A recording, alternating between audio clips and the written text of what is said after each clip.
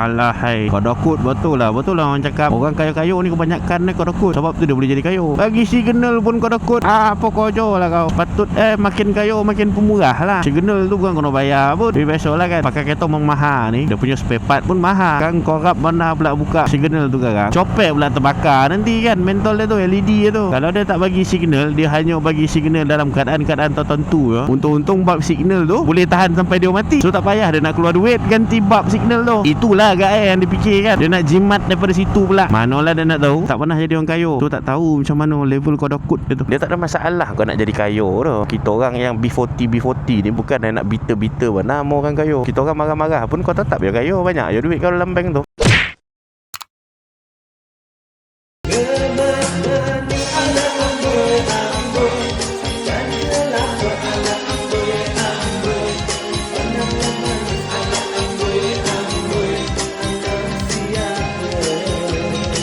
Okay guys, so ini antara barang-barang yang aku selalu guna dalam aku punya video. So kalau kata korang berminat untuk beli, korang klik aja dekat beg kuning tu. Okay?